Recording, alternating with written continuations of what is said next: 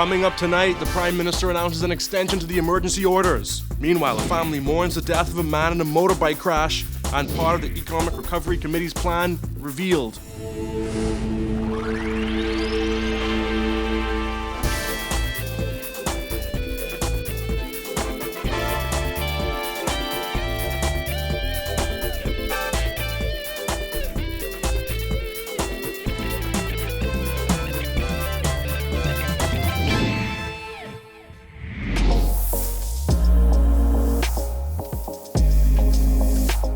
Our News is brought to you by Alive. Welcome to Our News and thanks for joining us. I'm Jared Higgs. Topping news tonight, Prime Minister Dr. Hubert Minnis announced in Parliament this afternoon that government will extend the state of emergency and COVID-19 emergency orders to the end of November. Minnis said the decision comes as COVID-19 cases continue to skyrocket. Jasmine Brown reports. Therefore, be it resolved that this House, A, approve the continuance of the second proclamation made on the 29th day of June 2020 until the 30th day of November 2020. The Prime Minister tabled that resolution for the extension of the emergency orders in Parliament on Wednesday afternoon. The existing orders will come to an end on October 31st. Whereas having regard to the continuing proliferation and confirmed cases in neighboring jurisdictions and an increase of active cases and deaths in the Bahamas, and whereas it continues to be necessary and expedient for securing the public safety, the defense of the Bahamas, the maintenance of public order, the suppression of mutiny, rebellion, and riot, and for maintaining supplies and services essential to the life and well-being of the community, to continue in force the second proclamation, the Emergency Powers COVID-19 Pandemic Regulation 20. This latest extension means the Bahamas will still be under a state of emergency during November, the month when officials had hoped to ramp up the tourism industry. As he spoke in Parliament about the need to revive the economy and the suggestions made by the Economic Recovery Committee in their executive summary report, Minnis said the tourism industry is not likely to bounce back anytime soon. Before the pandemic, we were experiencing record numbers of tourists on our shores. But sadly, we must prepare ourselves for the reality that these numbers will not return for some time. Over the course of the last 6 months, there have been numerous lockdowns, curfews, and other restrictive measures to fight COVID-19 in the Bahamas. However, Minnis said it is clear the COVID-19 pandemic is not going anywhere anytime soon. We will still be in it well into next year.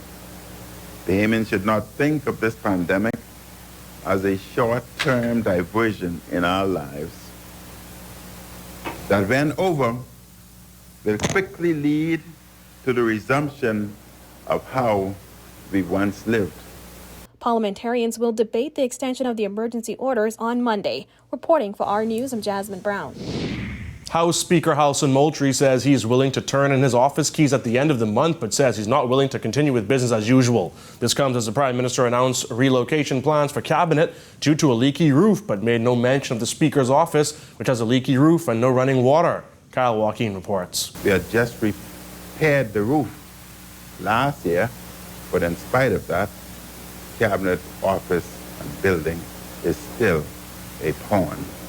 It was this notice by the Prime Minister to relocate Cabinet office that sent the House Speaker over the edge, saying he too has a leaky roof.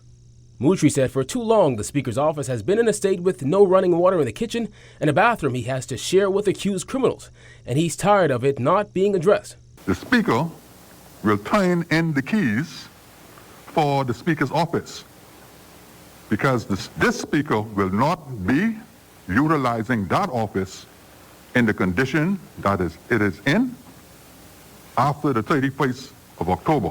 Moultrie went on calling for a change in the way things are done in Parliament, saying if things don't change and the respect isn't given to the office he holds, officials know what to do. If you want to remove the Speaker because of the Speaker's position, prorogue the House and bring a vote of no confidence in the Speaker because the Speaker is not resigning. Well, we took a stroll across the street with the House Speaker to his office. It leaks here. The ceiling is dropping down. And better on these chairs. You can see the coloration. See?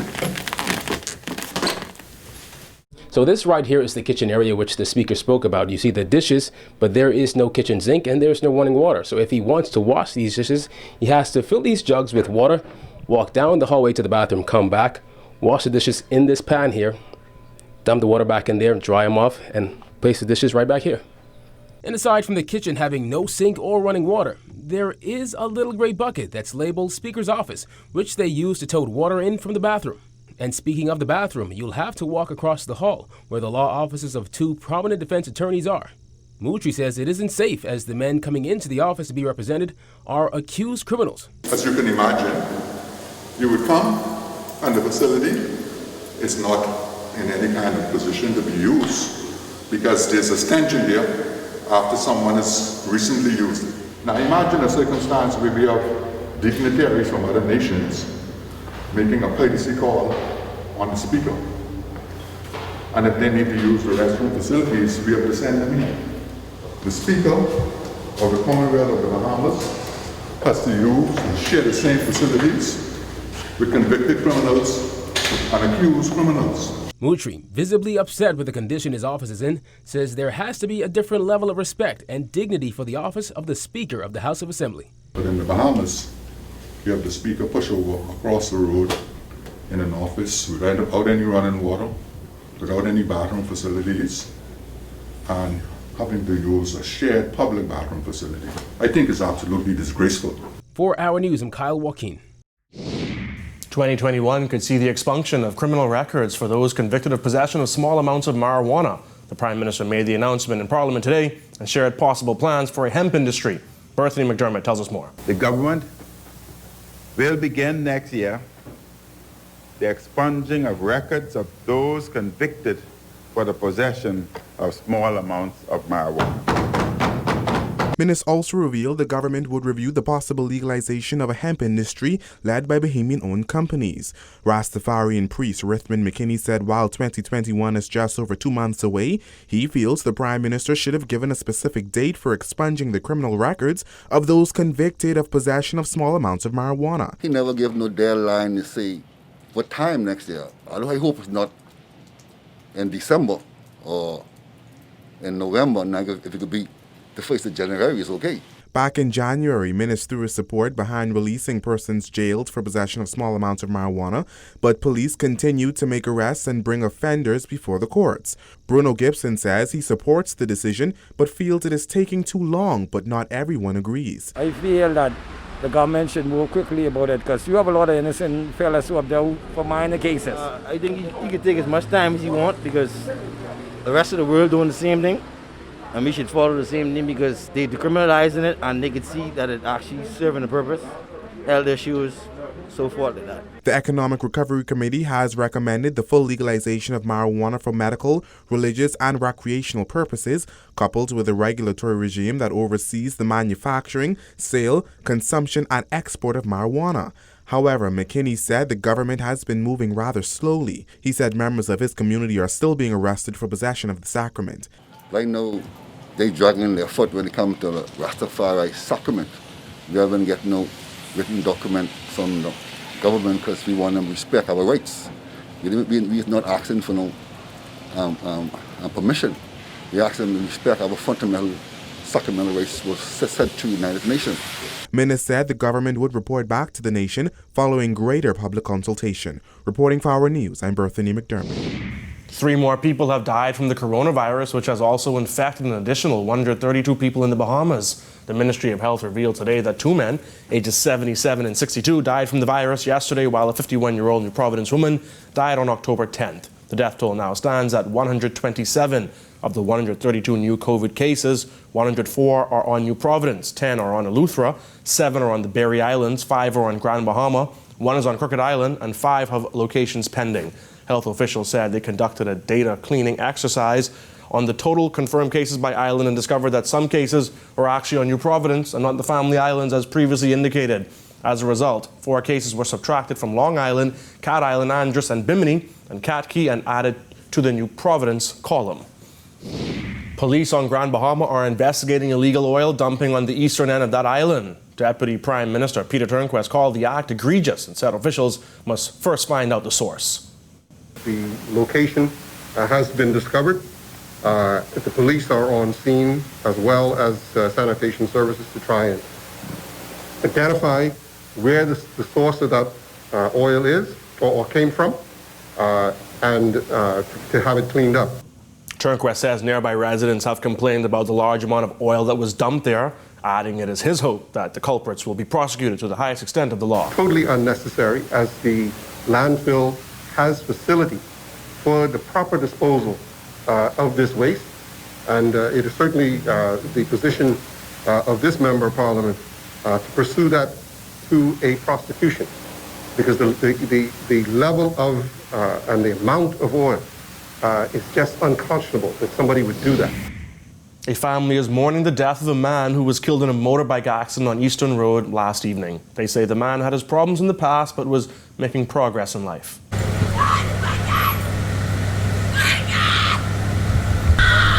Family members tell Our News the victim in that Eastern Road traffic fatality is 27-year-old Adney Joseph, also known as Squeaky. I tell him, like, you gotta relax on this motorbike, you know what I mean? Like, this motorbike ain't making no sense. According to police, Joseph and another man were riding their 70cc Yamaha motorcycles west on Eastern Road when they collided into each other. Both men were thrown off their bikes. Joseph died on the scene from his injuries, while the other rider was taken to hospital in critical condition. Footage from the scene shows the two mangled bikes in the road, with Joseph lying lifeless just feet away. I feel as someone struck Squeaky motorbike and Squeaky ended up hitting the other motorbike. Our News interviewed the man's grieving family at their home on Timothy Lane, Fox Hill. Joseph's first cousin, 33-year-old Orly Oberson, is having a hard time believing the accident that killed his loved one didn't involve another vehicle. He was hoping his cousin would sell the bike before tragedy struck. How I feel is that a car ended up hitting him and he ended up hitting the other guy. Joseph moved in with Oberson and Oberson's mother after his own mom passed away several years ago. The grieving cousin described him as a fun and helpful person who enjoyed partying, but he admits his cousin had trouble in the past. Squeaky is he cool. He is a cool person. He had his little run-ins when he was growing up with the law and what's not, but that's every person. We have our ups and downs. We have our good and bad. More news on the way, but here's a first look at weather with meteorologist Greg Thompson. Good night, Greg. Thanks, Jared. I'm meteorologist Greg Thompson with our first look at weather. Outside our studios, rainy conditions, cloudy conditions, temperatures in the upper 70s. 77 is our current temperature outside our studios. Your winds are out of the east-southeast at 12 knots. Feels like temperature around 77 degrees Fahrenheit. Satellite-wise, that moisture plume across us continues, mostly across the northwest and portions of the central Bahamas. Showers and thunderstorms occurring today and will continue throughout the night and into tomorrow as the system remains in place. That's your first look at weather. Your extended forecast is still to come. Still to come on Our News. What's inside the Economic Recovery Committee's report? Plus, is the virtual learning platform finally fully functional? Find out after this.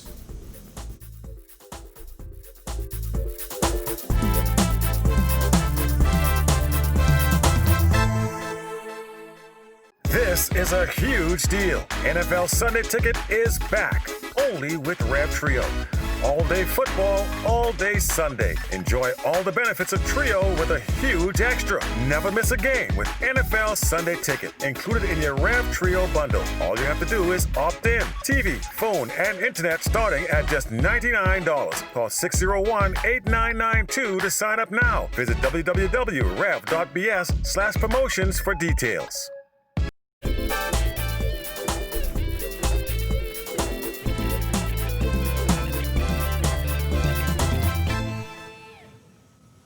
Prime Minister Dr. Hubert Minnis has unveiled the executive summary of the long-awaited report from the Economic Recovery Committee. The 60-page report includes recommendations for the legalization of marijuana, the establishment of a sovereign wealth fund, taking steps to increase the GDP contribution from the agriculture and fisheries sector from $150 million per year to at least $1.2 billion, and the creation of documented development plans for the family islands. It also recommended enhanced support for Bahamian entrepreneurs and artisans.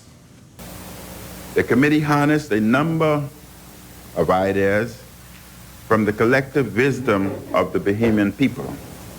However, Minnis told Parliament that the government will not be adopting all of the ERC's recommendations. Let me emphasize that we will not accept all the recommendations of the report. Challenges on the virtual learning platform have been fixed, according to Education Minister Jeffrey Lloyd, who said after the system crashed last week, the ministry upgraded it. Gillian Gray has that. Teachers and students can move seamlessly on the virtual education system, according to Education Minister Jeffrey Lloyd, who said while growing pains are to be expected, the ministry's virtual system is now fully functional. There are still areas to be perfected. These primarily center around logistical issues, such as having the correct information, the users correctly accessing the system with the right username and password. I am happy to report, sir, that this has largely been corrected. Despite Lloyd's announcement, BUT President Belinda Wilson said teachers are still facing challenges, from incorrect login passwords to users not being able to access the system. Wilson said the system is far from functional. The system is not fully restored, nor is it fully operational. And in fact, I think he meant to say fully dysfunctional.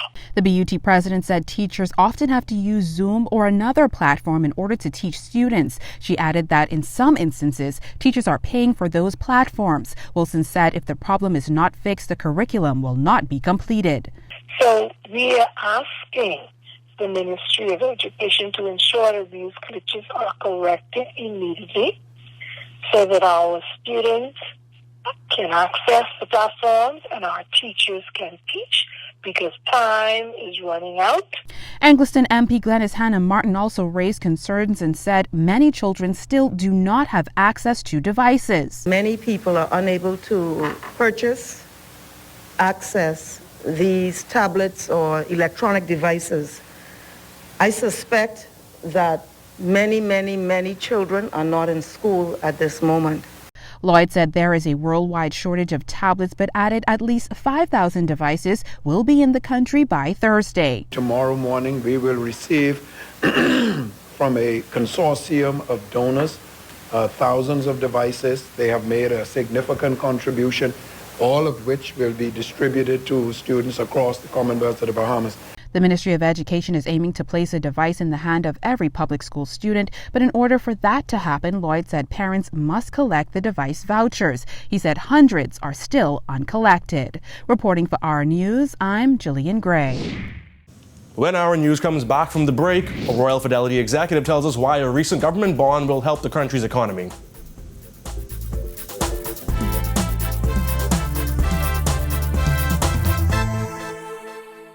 This is a huge deal. NFL Sunday Ticket is back, only with Rev Trio. All day football, all day Sunday. Enjoy all the benefits of Trio with a huge extra. Never miss a game with NFL Sunday Ticket, included in your Rev Trio bundle. All you have to do is opt in. TV, phone, and internet starting at just $99. Call 601-8992 to sign up now. Visit www.rev.bs/promotions for details.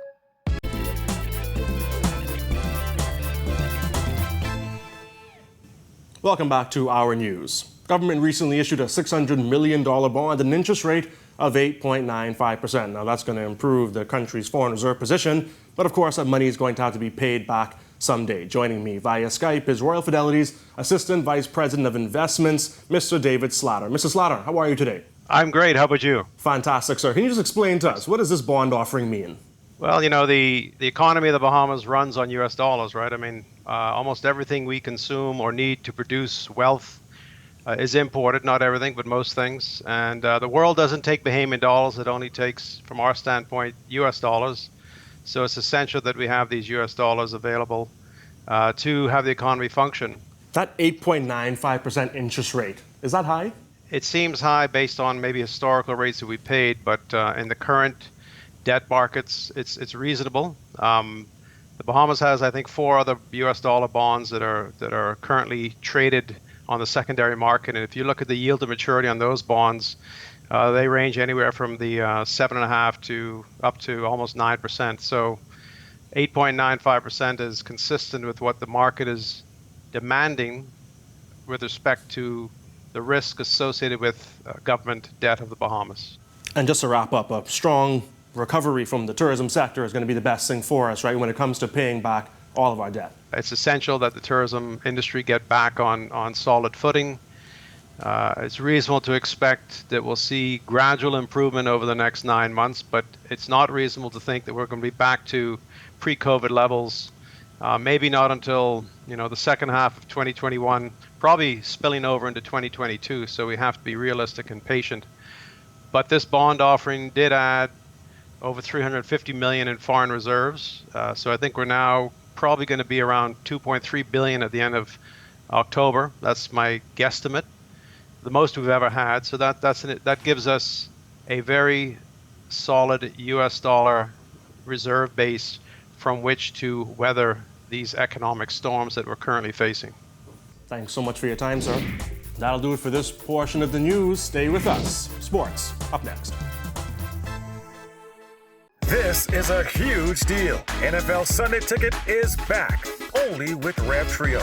All day football, all day Sunday. Enjoy all the benefits of Trio with a huge extra. Never miss a game with NFL Sunday Ticket, included in your Rev Trio bundle. All you have to do is opt in. TV, phone, and internet starting at just $99. Call 601-8992 to sign up now. Visit www.rev.bs/promotions for details.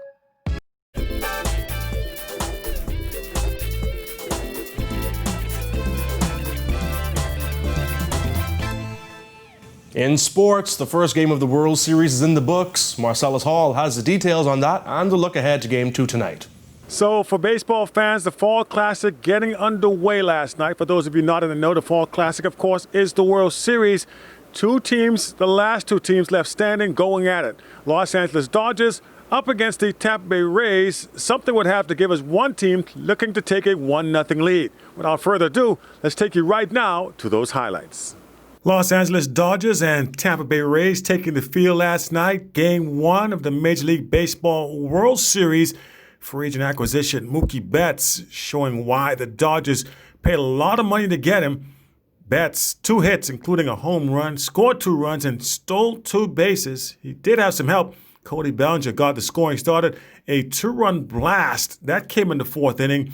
Dodgers ace Clayton Kershaw overcoming his World Series demons, striking out 8, giving up just 1 run, a solo shot, and 2 hits. Dodgers get the win, 8-3. They take a 1-0 lead now in the best-of-7 series, which, by the way, continues tonight. So the Dodgers now with a 1-0 lead in this best-of-7. The good news is the Tampa Bay Rays have a chance to bounce right back again this evening. We'll give you details on that and much more coming up for you tomorrow.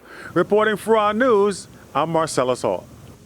All right, thanks, Marcellus. And that's a look at news. We throw it back to meteorologist Greg Thompson for the extended weather forecast. Thanks again, Jared. In our second look at weather, we take a look at a satellite picture around the area. Lots of tropical moisture across the northwest Bahamas and the mid-level disturbance causing those showers and thunderstorms to occur. We're still getting some more moisture out of the tropics, and that will continue to be the trend tonight through tomorrow. Your boating forecast for the northwest and central Bahamas tonight through tomorrow. Your winds will be out of the east at around 15 to 20 knots. An advisory posted for very rough seas, 5 to 8 foot seas expected out there in some swells. While in the southeast Bahamas, east to southeast flow, 10 to 15 knots, but those swells will continue 5 to 8 feet. Here's a look now at your national forecast.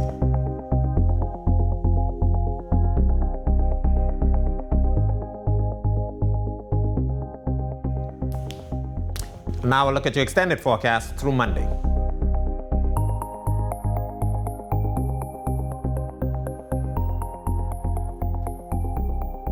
That's a look at our weather. Have a safe night, everyone. Your Financial Market Minute recap takes a look at today's markets. It's now time for tonight's Financial Market Minute, brought to you by Cable Bahamas Business Solutions, the experts for all your business needs.